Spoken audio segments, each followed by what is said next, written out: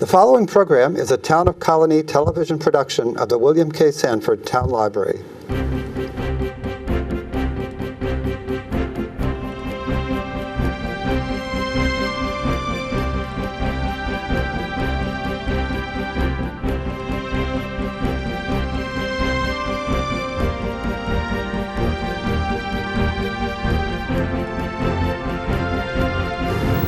Hi, I'm Supervisor Paula Mahan, and welcome to Colonie Connect. Today I have a very special guest, and that's our own Library Director, Richard Naylor. Hi, Richard. Hi, Paula. Thank you so much. It's great to be able to have you on the show again, although we're going to be talking about some things in the past that were in the past, but you've also got a new future waiting for you. It's true. So, although we don't want to see you go, we don't want to see you retire, you have put in for your retirement, well earned, I should say, and we're going to miss you very, very much. That's very nice to hear. And you are very much a part of not just the library, but the whole operation of the town of Colonie. You participate in so many different ways, and but we know that you're still going to be in the area, so we'll see you once in a while. And I do want to stay involved. Yes, I know you do, and that's a good thing. That's a good thing. But let's talk a little bit about what's gone on in the past. Being in education, I know that libraries play a very important role in education, and you've seen a lot of changes over the last several years. Now, how many years have you been with us? Over 30. Over 30, okay. Well, over the last 30 years or so, 40 years, libraries have changed regarding education. We have to look at education for our preschoolers, and that's within public education, and our libraries play a major role in that. And of course, just parents that drop in with their kids and the little ones to, educate them about what a library is all about and different activities for the preschoolers. So why don't we start with the little ones? Can you tell me a little bit about how the preschooling, the programming for preschoolers has changed over the years and where we are right now? I think in terms of age, it's changed the most, and possibly varieties of programming, but the age is what strikes me the most. It used to be preschool, but not so young, and it became a little bit, I guess, surprising to many people that we started doing programs for toddlers. We almost do programs for pre-birth children, because we talk to parents before the children are born. But parents are so aware these days that the number of words a child hears and the environment and what they see when they're really young is really important in how they view books and learning going forward. And we know that parents, when they read and the children see that, that's a powerful symbol. But the parents also want to see the child in a social context. And and I think that's partly why they continue to find that paper books are really important, because they want to see that, they want the children to touch them, to feel them, and tactile. Isn't that really important in a really young child? Yes, it's very important. You may know that better than I do. It's very important. So that was one of the biggest changes, going really young. I think the next biggest change was pushing it higher. We used to despair of teenagers. Okay. Either that or we felt that we were being happily overrun. When I first came, every table in the library, and we needed every table we could get, would be full of groups of children studying for school. And the teachers would say, you need to have 3 magazines or 5 books, and so they would be working, and sometimes they would giggle, and you would have to try to figure out how to help them control themselves. You've probably seen teenagers just lose it, right? Well, as a former junior high school teacher, I know that scenario very well. And yes, when they get together, they're kind of, especially the junior high school age, they're still young, but yet they're reaching those teen years, and so there's giggling, but there's also a tremendous amount of learning that goes on. And they do get done. Yes.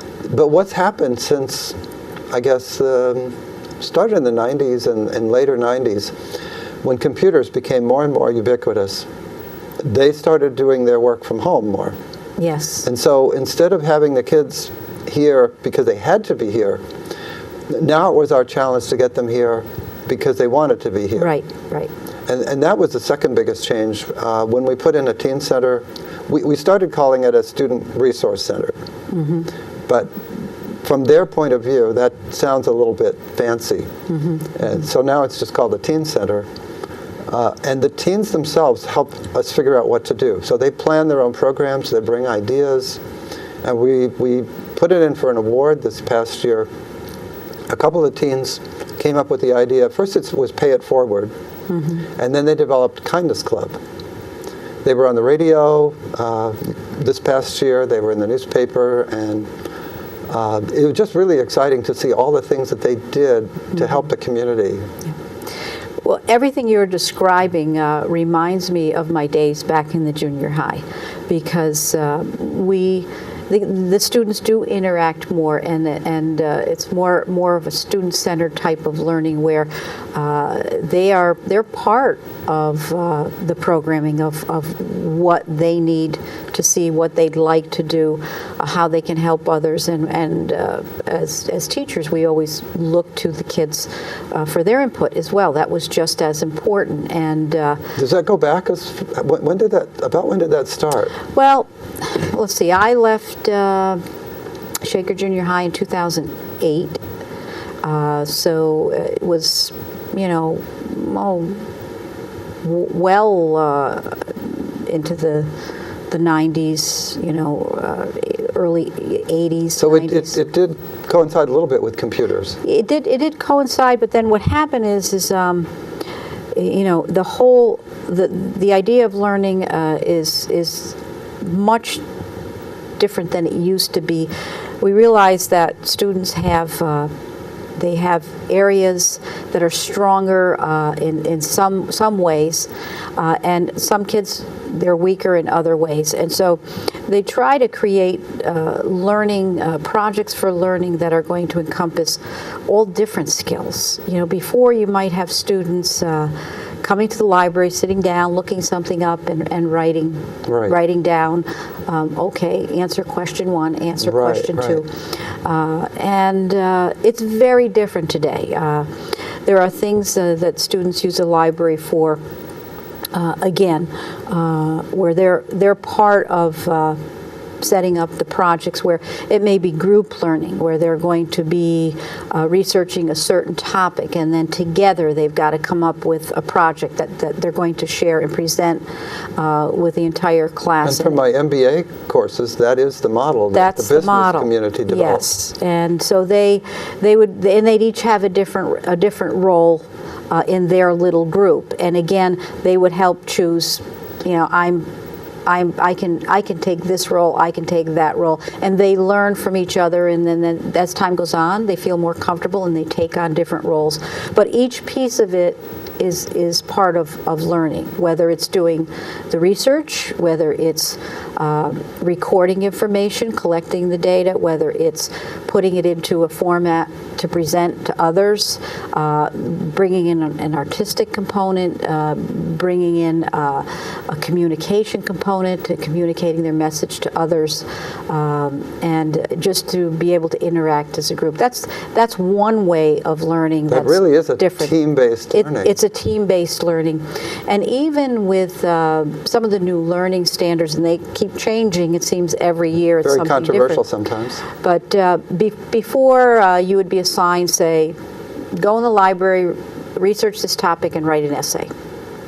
And now it's very different. The students are taught to, even at the elementary age, here's your topic, here's a packet of questions, and what we'd like you to do is go in and research this particular topic, but you've got to you've got to develop your thesis. You've got to develop every part of your entire essay, whatever it is that you're going to be writing That on. would put a lot of pressure on the teacher, I would think. It puts a lot of pressure on the teacher because you've got a lot more to evaluate and look through, but it gives you an opportunity to intervene at certain areas if kids are getting stuck in a certain area, to take time to explain, okay, to go to the next step, this is what you need to do. So it pinpoints those areas of weaknesses much better, so you can work on those. But it might be, and it's all about interpretation. In that packet, there might be a large passage, and you've got to interpret what that means. There might be documents that have specific details, dates, and why those documents were presented that way, and why they're important. Why they're important, and so, or looking at a photo from way back in history. Why is that important? Why so thinking skills are really the thinking. Yeah, it's a higher level of thinking, critical thinking, and they have to synthesize all of that information and then understand just the basic writing skills. How do you write an introduction? What do you put in an introduction? How do you write the body paragraphs? How do you write the conclusion?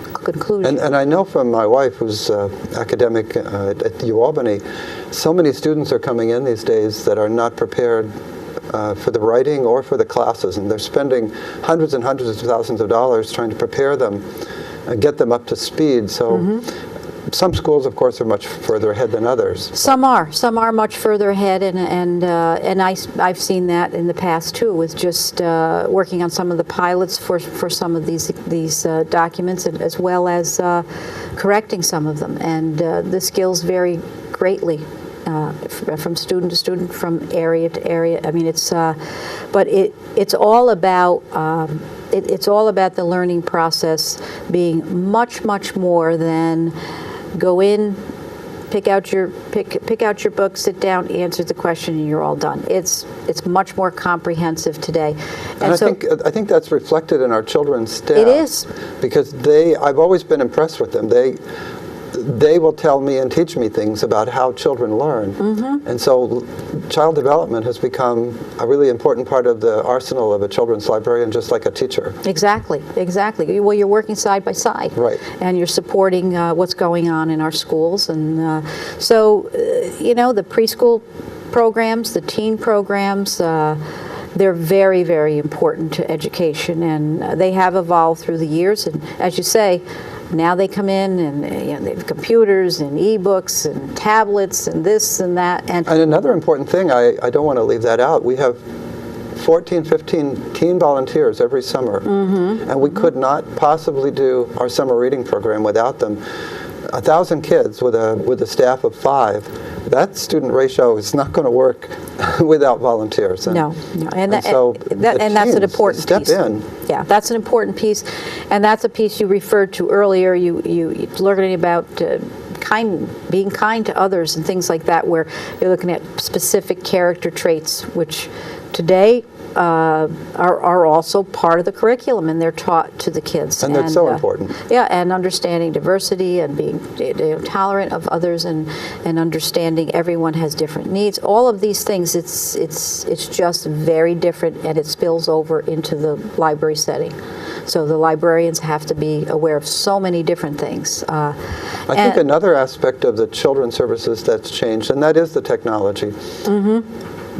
At first it was more difficult. It's getting easier, but we got iPads, and most of them came from the Friends of the Library. We got a donation. Stewart's has been helpful. And sometimes people who know a lot about computers are worried about that, and they thought, well, that's the internet. That's dangerous. Yeah. But we lock them down, and we have educational things. And so today we're helping children learn by little devices that their parents can hold and help them with, or we have them locked into a table. And so the technology has changed also. Technology has changed, and with that comes the responsibility, as you just said, of making sure that they're safe, and that's part of it. But we could go on and on about education and all of that, but I want to make sure we have enough time to talk a little bit about you. because this is your, this is your special time. You're on to a new journey for retirement. And we always like to look back. When were you first appointed as assistant director? October 1st. The actual appointment was probably a little before at the board meeting, but I wasn't here at that. So my first day here was October 1st. I left a job in Kentucky. I was head librarian. They didn't call it a director, even though it was a whole county. Okay. And drove here with things in a car and in a truck over the weekend and started on Monday. Wow. So that was quick. But October 1st, I won't forget, 1984, which now when I think back, you think of 1984 with George Orwell. Yes. It wasn't a bad year for me. No, it wasn't. Not for you. It wasn't. So, and you rose to the position of director, and have done a fantastic job as our director. And there may be some people out there that are looking at different careers and wondering what kind of education do you need to become a librarian, and maybe you could tell us a little bit about your education. Well, for a librarian, you can do almost anything you want as an undergraduate. Okay. It's a very open curriculum because librarians are in everything. There's special librarians who work in hospitals. Mm-hmm. There are legal librarians, the business librarians. You could be a librarian at Dow Chemical, for example. Mm-hmm. So it really doesn't matter what your undergraduate degree is in. But then you do need to have, for the state of New York, a master's in library science. There's 6 or 7 schools in New York, and of course many around the country. One locally, of course, is UAlbany, mm-hmm. And they merged with their computing center, and so they're not called. You don't get a library degree per se. You get an information science degree. Okay. But it's much the same, and so at that point you can specialize a little bit and go into public or academic or school. Okay. And that's where you focus your upper level courses. Right. Okay. So everybody needs the basis. And the skill set is, I think, the most important thing that we look for is somebody who is good at listening, mm-hmm. collegial, and it's very important to work in the community. Mm-hmm. It used to be you would be and this went back to the Middle Ages and before, Babylon and everything. The books were so valuable. Unbelievably valuable.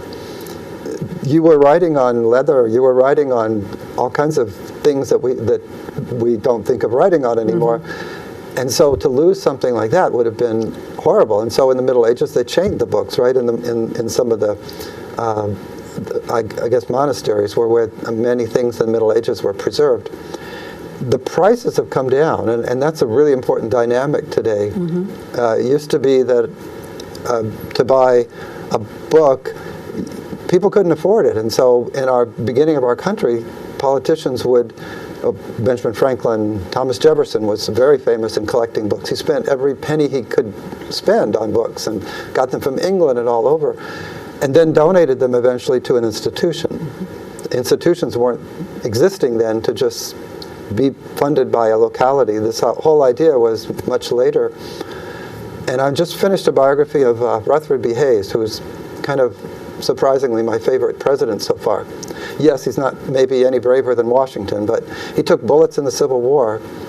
But he believed through his whole life in civil service, and he believed that education was the most important thing, and that you couldn't legislate, especially after the Civil War, mm-hmm. that people in the South would suddenly all embrace the black race, and that everything would be wonderful. He believed that education and industrial training for skills were important. So the book has just changed tremendously, and that's been a very exciting part of it. And now the ebook is kind of like, to skip a couple hundred years, is now what we are working with, and the price, as I was saying, is so much less. Mm-hmm. So it makes it different. Now the challenge is less that I have to protect something. We need to work in the community, we need to help people read, and we need to present both sides. And I think that's one of the most important things that our country needs right now, is people who are looking at both sides and trying to make sense of really complex situations which don't have easy answers, and we don't know what's going to happen. Because people go on the news, and the first thing they ask is, well, what's going to happen? And instead of saying, I don't know what's going to happen, the world is so complicated. It is. We don't know. And so we're trying to work through this. And I think that's what educators and librarians really need to get when they want to become a librarian, to realize that you're not taking sides, you're looking for both sides, and you're trying to help people make the right decisions. Right. Yeah. Very much like an educator in the classroom, and right. And you have a larger classroom. And a parent. You want your children to make the right decisions. Yes. I guess if you had that, you've totally succeeded. So you have to, when you became a librarian and went into the career, you had a bachelor's degree and had the master's degree, which actually specialized in the area, library science. Right. So, and a and lot of later I went to UAlbany and got an MBA, which I thought managing is a little more complicated than working the information desk and making a computer system work. And you need to, you have people coming in and out, you have staff, you need to know how to manage. That's important, because you can't get to the next step if you can't manage. It's now the other people that are doing most of the work, and so I'm a support person. Yes. Couldn't do anything without them. Okay, so you know, we certainly like to share some of this information regarding, you know, what it takes to enter into a specific career, because today the students coming out of high school, they just have so many choices. Sometimes it gets confusing, and sometimes people might not hear about a particular career, so they just don't think about it. But when it's brought to their attention, or they have a good interaction and they have a good experience, say as a teen in a library, that might be the person that grows up that says, that's where I want to be. So right. It's I think the market for librarians, like many other things, is going to change somewhat in the next few years. You may have other information and additional information, but there are a lot of places where a lot of people are retiring. It's not just me. There's a whole baby boom generation Yes. that's getting to be at a certain age, as they say. And so there'll be a lot of openings. a lot of openings and changes, different generations, and things change as time goes on, but most of the time those changes turn out to be good things, and it's just something that we have to look forward to in the future. But it is sometimes nice to know you've had a very fulfilling career and you've done everything you wanted to do, and you've had all those accomplishments, and sometimes it's nice to sit back and watch someone else to see how are they going to handle the situation, and what new ideas do they have, because it's all interesting and it's all important, and there's never one way to do everything. So you certainly will be watching. I know you will be watching to see what's going to go on here. But trusting also. Yes. We have a wonderful administration. We have a great staff. Yes. So and it's a wonderful town. Yes, and you're talking about all the things that really add to what the responsibilities are for the job. It's not just being able to come in and run a library, but it's all those people skills and all those managing skills and meeting all the different age groups. You know, we talked about preschool, we talked about teens, but then you have seniors coming in that need help. And how do I use this the computer? How do I find this? How do I do this program? So it's we just went through tax season, and the IRS is trying to get everybody to go into electronic, and yet seniors, it's like a camel through a needle. You know, this is a different context, but we did a survey and they were very unhappy. Not with us. They're very happy. They thanked us because we're doing everything we can, but you call for the instructions for the 1040 now, and you can get them in a few weeks, or you can pay us to print them. But many were frustrated. Yeah, it can be frustrating. You know, anything when there's a major change like that, it's very frustrating. Now you talked a little bit in the past about the mezzanine, the changes and things like that. You want to talk a little bit about that? Sure. Over the last 30 years, the mezzanine was an important part of the library. I remember a trustee back then, our circulation was 300 and some thousand. And he said, well, what can you do to make it 400,000? Because I don't want to do an expansion if you can't make the circulation go up. And I said, really, you've got the formula backwards. More books, more circulation. We need room, we need more books. So we put a circulation, I guarantee you we'll hit 400,000. And we did after 1 year. So that was a big project. And over the years, we've kind of, it's the same space, but we've kind of used it differently. We're sitting right now in what used to be the library boardroom. Okay. And there wasn't more money for more space, so the board's now meeting in the children's activity room, and now we're doing TV shows. So a lot of things like that we've built, a lot of services that we've built, and I think we can be proud and happy, but we're still looking forward, and the biggest challenge is for people to tell us what they want. We can't be everything to everybody, obviously, but No. we do need to hear what's going on in Colonie that people are doing and thinking, so that we can tailor where we go to the next thing that's needed.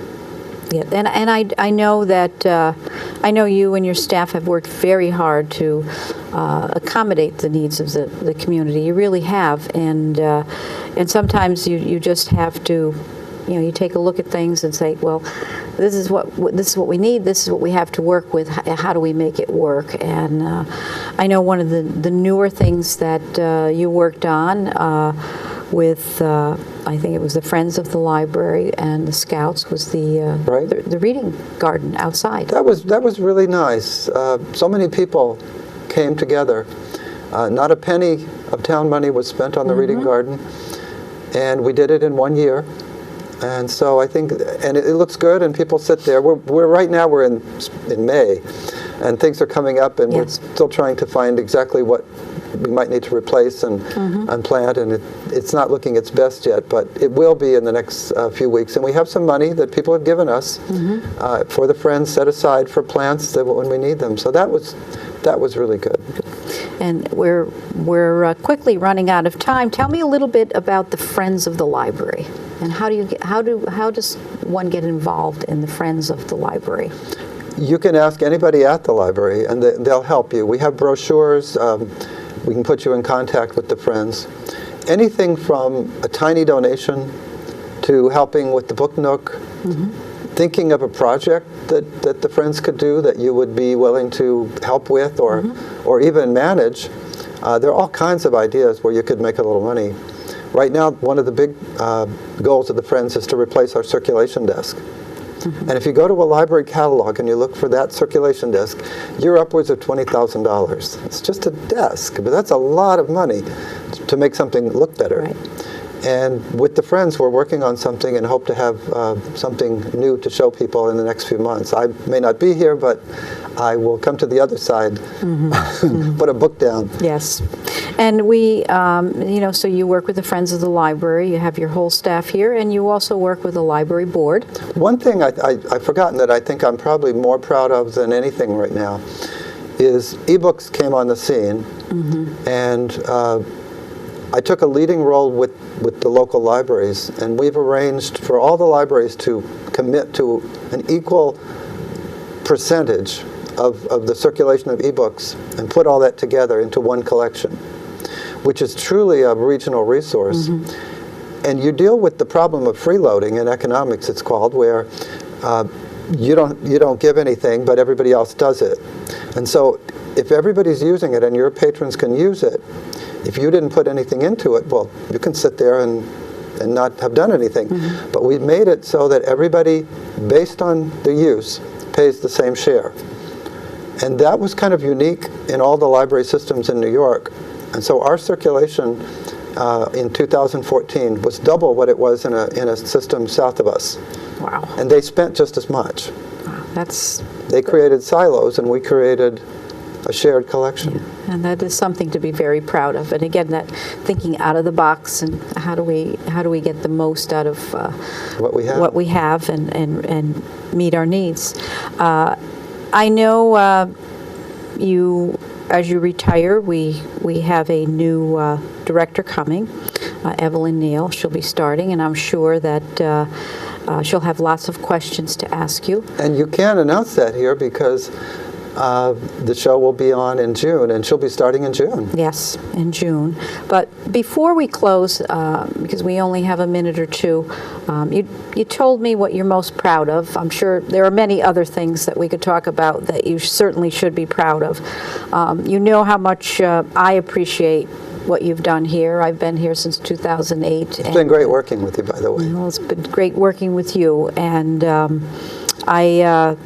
I know that the library's in the best shape it could possibly be in, and it will be in new hands, and you've got a great staff, I'm sure, that will help the new director. And it's all about serving the people, and how can we do that to the best of our ability. But what do you plan on doing as you retire? I mean, I'm sure you have a list.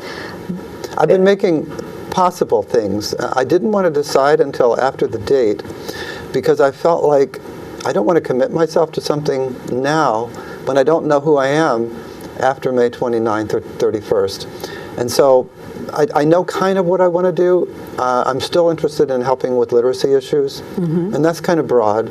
I care about the environment and animals and people being fed and all those things. So I'm going to visit different groups that have projects and get involved here and there and see which ones develop the best. I was interested in this is in Albany, but that's where the group was, and they're working on gardens for the city and providing places for people to have food. A lot of places they don't have a good grocery store. Colonie is blessed with some of the most forward-thinking and less expensive groceries that you could possibly have. But in the city, they really have areas where they're called food deserts. Yeah. Well. So helping and photography. I got to do more of that. You certainly have shown that you really enjoy helping people, and photography is a great hobby as well. But you know, you've earned that position now to do whatever you want to do, and that's the beauty of leaving a career that you really love and starting on a new journey, and that's what you're doing. And but I just, again, I thank you so much for everything that you've done for us here in Colonie. For all that you've given to the library, to your staff, to the community. We're going to miss you greatly, but that means a lot to me. I'm sure you're going to come back and visit. And yes, and I from the bottom of my heart, I hope that you have a wonderful retirement, many years of good health and happiness, and lots of fun things to do. And I know you'll never stop learning, because you're one of those people that loves to learn. So I congratulate you on a wonderful career, so many accomplishments, and a well-deserved retirement, and we'll call it the next chapter in your life. That's well put with the book. So, thank you so much. Okay, and thank you for being here with me today to do this interview. And again, we're not going to say goodbye or anything like that, because we know we're going to see you later. Yes. But thank you so much for being here today. And thank you for tuning in to Colonie Connect.